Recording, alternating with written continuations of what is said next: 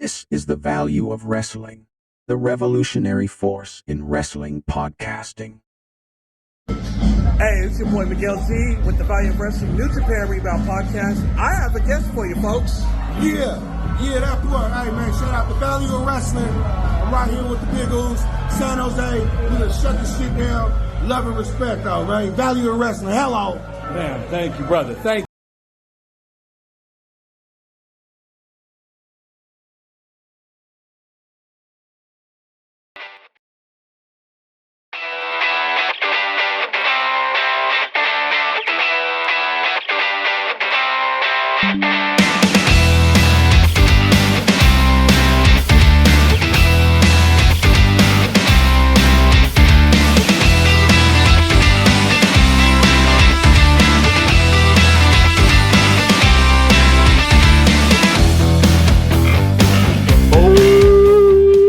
Didn't know, did ya?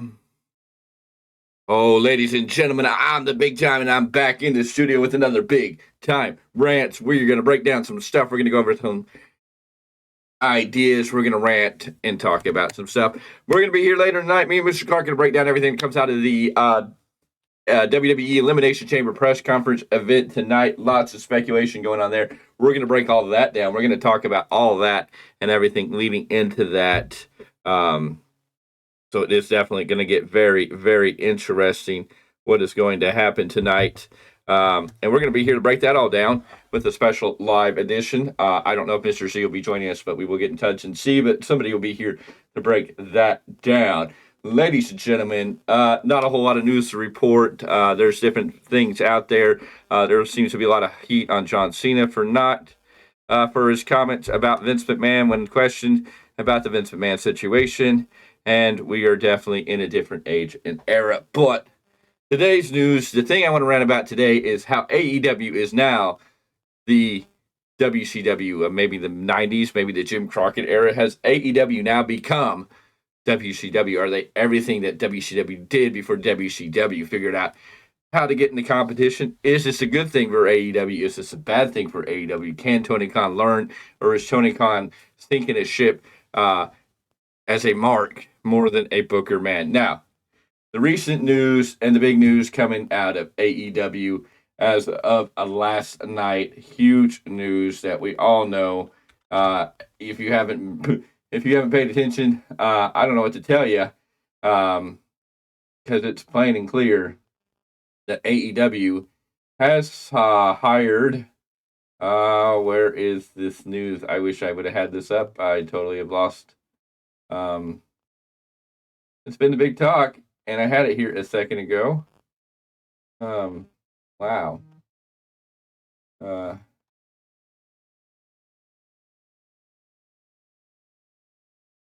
Yes, AEW has hired former WWF senior writer and 3-time Emmy Award winner for VP of Content, Jennifer Peppermint, has now signed up with AEW. Will she bring something else to AEW? We don't know. She is good friends and helped with Sasha Banks in the past. So Jennifer Peppermint is in AEW. Will this help? We're going to have to wait and see. But the big thing is, I feel AEW has done nothing but become WCW of the past. What do I mean by that? Well, WCW was Southern wrestling, and they had a niche with a niche audience, with a niche style that audience preferred. And until they started bringing in the big stars formerly of WWE and WWF at the time, and really put themselves on a different platform in the birth of the NWO and a change in direction, they were just a second-tier company. They were there. They had a niche audience. They had a fan base. They got TV time here and there, but they didn't have big productions until suddenly they broke the mold and brought in the Hogans, the Macho Mans, the former WWE guys that Vince was moving on from as he was moving out of the golden era, or that era of the superhero, the big guys, into the new generation, where Bret Hart, Shawn Michaels, and Diesels and people like that, until Diesel, Kevin Nash, or Scott Hall, Razor Ramon went over to WCW and helped create the NWO, and then WCW became a threat and became what was at one point the number one wrestling company on the face of the earth at that time, really giving WWE a lot to drive for, which gave birth to the Attitude Era. But here we are with AEW doing the same thing. They are programming their audience to the niche. What do I mean? AEW seems to be focused more on the niche audience, that wrestling group that's there, those 2,000, 3,000, 4,000 fans that they can get to draw into the building. Now, they're going to go to North Carolina here in Greensboro for Revolution. They're having Sting's final match, and they have good ticket numbers, I think 14,000, 15,000 in that arena, which makes sense, and people want to see Sting's last match, and they're in the right area where Sting really got over in the world of professional wrestling in the deep heart of the South, of North Carolina, South Carolina, Georgia, that area, and that's the right place for Sting to be. But again, it's a niche audience. These fans are coming out to see Sting's last match, but it's still in a niche area, and AEW is still bringing you a niche product. It is based on more of going for the niche, letting these guys go out there and do these awesome things that people go, this is awesome, these big pop moments, instead of giving us really good wrestling at times, or giving us, entertainment, or keeping us invested. A lot of the people on AEW's roster, we don't know who they are or why they're here. Now, a lot of the guys that seem to be over, like a John Moxley, Ikario Casanelli, and Adam Cole, these are the big names outside of the Young Bucks and Kenny Omega, who come over with a lot of hype from New Japan Pro Wrestling. Chris Jericho, a lot of the old WWE names that are in AEW are the big names that are really carrying this company in different times. Yes, people like Orange Cassidy have broken through, an independent star that got his opportunity on AEW and become a hot commodity in AEW. Yes, MJF is a homegrown talent that definitely got over. Wardlow is a talent that they started to get over but completely dropped the ball on, and now they're trying to rebirth fresh air into it, but I'm already at the point where it's done and over with. It's just kind of like, what's the point? Hangman Page is another one of the guys that came from New Japan Pro Wrestling, but Tony Khan has not really given us anything but the niche audience. The Young Bucks go out here and give us the flippy-floppy, high-flying shows where we don't get any story or involvement or anything to make us feel anything, and then you bring guys in from New Japan, don't give us any background, give us guys from CML, but you don't give us a background because Tony Khan goes after that niche crowd that watches all these other wrestling shows and has this great database and is interested in all these stars, and Tony Khan puts them on there, but it's for a niche audience. It's for a small group of people that it works great for. And if you love AEW and that's the kind of wrestling you like, congratulations, that's fine and dandy. But for the common folk who are coming along and not really interested, because we don't know how half these people on the roster, we have no background, there's nothing to go look at to really build into a storyline, and just does more damage than good. And it becomes more and more sad as we move forward, because it feels like AEW is really that WCW of the before WCW, before Mondays Night Nitro, before the NWO, before WCW really started picking up pace and becoming a viable threat to WWE. Otherwise, WCW, if they wouldn't have had Eric Bischoff, if they wouldn't have had the opportunity to pull in the Hulk Hogan's, the Macho Mans, and these people, and if they wouldn't have came up with the idea of blending realism with real life and giving us the NWO and making us go, what? We would have never had the Monday Night Wars. WCW wasn't a great threat during that time. In the early 90s, WCW was there. You might have tuned in on Saturday night. I think there was Global Wrestling Federation on ESPN that came on sometimes during the day. But there wasn't anything competing on the level that WWE is, and AEW is not there because they program everything to be on a niche program. Tony Khan's going and booking for what he likes and what his close buddies or allies or his Reddit group or whatever he's on. It's this niche group for this niche audience, and they're never going to break through the ceiling, and it's proving more and more true. AEW had a pace where they were going. They were giving us something different, and then when Triple H took over WWE, that shifted momentum. People started going back to WWE because they're like, oh, finally, something we want to watch, something that we're interested in, something new. And WWE is really changing up their programming, not only making every match feel important, giving us some background, hyping up this match, and making everybody in the match feel important, giving us reason to be wanting to watch this match. But AEW doesn't really give us anything. A lot of it just seems that it's just a dartboard toss. We're throwing names out there to put them together in a match. Dynamite last night was not one of the best Dynamites. I know a lot of people out there probably disagree with me, and that's perfectly fine. And if you want to know more details, go watch our AEW Dynamite review that I did with Mr. Clark. But I do not believe Dynamite lived up to the level or the expectations that it should. We got Moxley and Claudio Castagnoli, the Blackpool Combat Club, against FTR. This match went long time. It was one of those other big pops. Holy crap. Ooh, look at what they can do match. Instead of a match that really brought any attention or gave us a feed into a storyline or made us want to go, ooh, I want to see where this goes. I'm interested in seeing them in another match. No, we're just going to get another match where they're going to beat each other up again. And it's just kind of like, yeah, that can only last so long. A match for a match's sake is great, but when you're trying to get everybody to tune into a pay-per-view that you're going to be paying $50, $60 for, you've got to give me a little more than this guy's just had a draw-out match. It was good, but it wasn't the great high-level expectations that I expect from all these guys. Toni Storm's character, a lot of people love it, but when she's beating people in 1 minute, 2 minutes, Deonna Purrazzo, who's supposed to be your opponent's going out here and having a hard time beating anybody, like a Madison Rain, it doesn't help build the story. Deonna Purrazzo does not feel like the name that she could come in, and she hasn't been built with any hype. We don't get a story background. She's just brought in. She's cool. She's great. She got a pop because of the name recognition, because of that niche audience. But to the rest of the world that doesn't necessarily know who Deonna Purrazzo is, there's been no build for it. Just like what's going to happen with Mercedes Moné.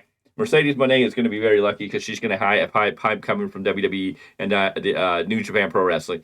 The American audience knows who Mercedes Moné is or was as Sasha Banks, and we know that she'll probably carry some of those characteristics with Mercedes Moné in AEW. So she's going to have a lot of hype, and people are going to be interested and invested in her. But if Tony Khan can't keep the interest going, then it's going to lose out. As much as Adam Copeland, we have lost interest. He was immediately rushed into a feud with Christian Cage. We went into World's End, where Adam Copeland beat Christian Cage for the title, became the champion for 3 seconds, and Killswitch gave his contract match to Christian, and lo and behold, Christian wins the belt back, and now everybody's kind of like, nah. Copeland can go up here and do all these Cope challenges, his Open Cope Cup, the Cope Cup, or whatever he wants to call it, and it doesn't feel important. His ride, his momentum has died. And I feel that guys like a Kazuchika Okada, when he comes in, now the niche audience knows who he is. He's made his name. Even the mediocre fan base might know who he is if they have just a taste of hearing his name from New Japan, much as Will Ospreay. There are some names that maybe more than that niche audience may know, but if he's not presented in the right light, he's going to fall flat. As much as Will Ospreay, if he's rushed to the world title and then dropped, floats up, the Will Ospreay is one of the great wrestlers in the world, and he can give a great match and is greatly talented. But if the character development's not there, people don't feel to be invested or giving us a reason to get invested, how long are these names going to really stand on top? Tony Khan's got to start rebuilding things to make people feel like they're important, get invested, and bring in storyline. Now, I know some people loved the Wardlow promo from last night. People thought it was the greatest promo Wardlow's done and put him back on the right path. I feel Wardlow went out there, popped off the trying to get off on the CM Punk, the MJF, and I'm kind of over Wardlow. Until Wardlow can get some real matches in the ring with real people and show me what he's going to do and give us a reason to feel that he's a threat to Samoa Joe, I don't care. We've already seen him and Samoa Joe within the last year battle back and forth as they fought for the TNT title. And if you're in AEW and all the titles are equal, then for Wardlow to go out there and go, he hasn't been a real champion, well, doesn't that diminish what the TNT title is if it's as equal as the world title? Was he not crowned a quote-unquote king, a champion, as a TNT title, since the TNT title is shown on the weekly rankings in AEW as equal as to world title, as all 4 titles, the Triple Crown, or the Continental Crown, the International title, the TNT title, and the World title, all have the same contenders list. They all have the same people contending for those 4 titles because all 4 of those titles are supposed to be equal. So Wardlow's already been a champion. And this is where it gets messy, and this is where it just becomes a diluted playing field and focuses on a niche audience. Tony Khan's got to reset everything. Tony Khan needs rankings for every single title to give every single title a purpose. That means your AEW World title should be your number 1 title. Your TNT title can be your mid-card title, the title that you use to build your next guy to come up to that main event title. That's what the Intercontinental title used to be, and I'm hoping that's what they're doing with Gunther. They're building this man to be ready for the main event. He's a champion. Once he passes that, then he can get in the main event and be something special. This is what AEW needs. They have the International and now the Continental Crown title. The Continental Crown title is pretty much losing momentum because when's the last time we were seeing it defended? And we know it's going to be defended at Revolution against Bryan Danielson. And Eddie Kingston going to put that in line. I know Eddie's been defending other places. Eddie's great, and you got to love Eddie. But Eddie, you learn to love Eddie based on everything he did in AEW. But the Continental Crown and that Continental Classic tournament has died. Everything that was built into that is died, been flushed aside, and left out, and has no importance or merit anymore. And so, why is the title important? The international title has been around OC until he dropped it and he got it right back. And that title even finishes slightly diminished. These titles need to have purpose. They need to make the champion feel important. The champion needs to make that title feel important and relevancy. Christian had that going with the TNT title until we had the title dropped to Adam Copeland, and Adam Copeland immediately dropped it back to Christian in less than 3 seconds, and it kind of just killed the whole momentum that Christian Cage had going with that title. And now you're kind of down and over this thing, and they're still feuding Christian with Adam Copeland, and so nobody else is getting a real shot at the TNT title now that Copeland's injured and out of action and can't wrestle at Revolution. Now we're going to give the title shot to Daniel Garcia, who's probably not going to win it anyways. And Daniel Garcia is not really a viable feeling threat. Like, Daniel Garcia hasn't really done anything.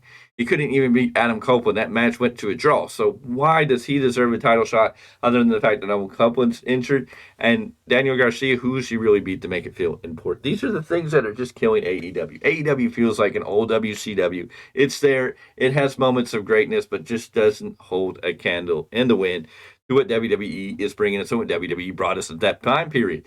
There's a dangerous set of circumstances. This is getting Tony Khan. You can have all the money in the world and you can throw money out the window, but if you're not bringing in money, if you're not staying on TV, if you don't grow this audience, you don't get if you stay with the niche audience, and congratulations, you could be in that place, and that's where you're always going to be. You're going to be captured and stuck in that place. But you've got to get the rest of these fans, the casual fans, you've got to draw them in and get them interested in the things. Everybody who comes from New Japan Pro Wrestling, it's great, but you've got to give us more information on who they are. You've got to get us excited about who these people are, why we should be excited, what they're going to bring to the table. Not just throw them in the ring and hope that we all go, oh, cool, they're really good in the ring. AEW isn't a place that AEW could die. Probably not, because Tony Khan's got a lot of money to throw in it, and his daddy's got a lot of money, and they may just throw money at it to throw money at it just for Tony Khan something to do. But that's not really what's going to make AEW great. If AEW wants to be on a level of a playing field of being viable and continue to be able to have pay-per-views that people want to buy outside of that niche audience, they're going to have to change up this formula. AEW has become more WCW than anything. And I know that for years it's been that reflection of, oh, AEW, it's on TNT, it's on TBS, it's the new WCW. And I don't know, that's the moniker that you would want to carry as any wrestling company. I don't know what Tony Khan's going to do. He's got a new writer in Jennifer Peppermint. Will this bring new life to it? Will we start seeing storylines? Can Tony Khan maybe sign on Scott D'Amore and let him help with the booking? We know QT Marshall's back. Is Tony Khan going to let other people carry the stories, going to carry the booking to help get this stuff over and give it a direction that people might actually want to tune in and invest their time into? Great wrestling matches are great, but you're not going to keep people invested each and every week if you just have wrestling matches, because some of the wrestling matches people don't care about. Deonna Purrazzo against Madison Rayne. Your people who love Deonna Purrazzo will probably tune in and watch that. Your average fan's probably going to be like, who and what? Nah. And let's look at the Young Bucks. One of the hottest teams to come over from New Japan Wrestling, and now one of the teams that seems to be tuning people out. It seems anytime that the Young Bucks come on to AEW TV, people are switching the channel. Why is that? Is that heel heat? Or is that get you off my TV, go away heat?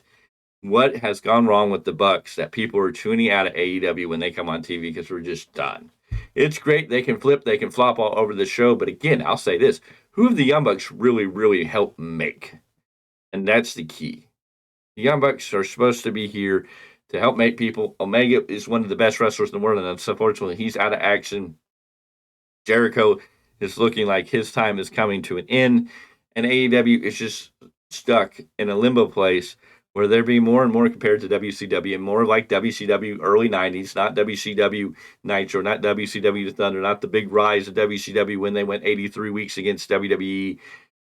I'm talking about early on WCW. Now, can AEW do that? Yeah. AEW and Tony Khan and all they want to get together and be a viable threat. They may never be able to take down the juggernaut of WWE, and I don't really want them to focus on trying to take down WWE, but I want them to think, what can we do to be competitive? What is it that's working that we can draw attention? What stories do we have that exist that will give people interest and reason to keep tuning in every week? Throwing matches in the ring and making them happen is great, but if you don't get big, viable storylines that people are really interested in, a reason to believe in a set of circumstances that follows a storyline for a beginning, a middle, an arc, and an end, it's great. People may watch it for fun, but you're not going to draw in the numbers you need, and it's showing. And AEW goes further and further along, and it feels like WCW, and I just worry that AEW may lose its TV deal. Where will it go from there? I don't know if they'll die. They may be more like TNA, where they're going to hang on. A lot of that just because Tony Khan has the money to throw at it and keep it afloat. And I don't know. Tony, I don't want to be the bearer of this. I don't need it's criticism. It's common criticism. I'd love to sit down with Tony Khan and pick his brain and have these discussions face to face. I'd be more than open to sit down with Tony Khan and discuss these things back and forth. I'd be happy to debate some of these other podcasters here who are big fans of AEW and think AEW is great. I would love to talk to people who thought that some of the stuff that went down in Dynamite was great or wonderful or perfect or the right path.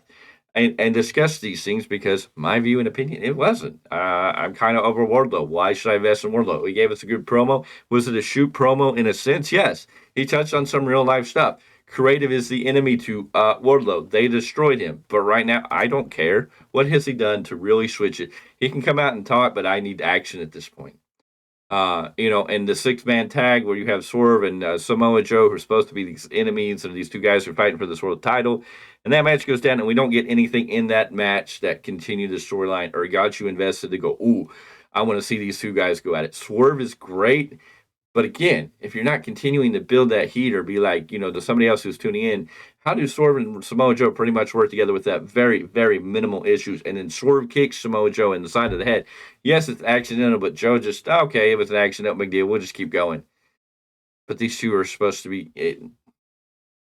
Tony, you've got to get people interested in, and you've got to build stories and reasons for matches. You can't just throw matches together for pay-per-views even. And that's the worst part. It's just like at the last minute. Tony Khan will build one big match for a pay-per-view, and then the last 2 weeks, you start throwing things together and hoping everybody invests in it, and then builds a heavy pay-per-view where you're trying to invest 4 or 5 hours where you're just like, I don't know if this is going to be worth it. But I know a lot of people celebrate and think this is going to be the most awesome card that AEW has put together.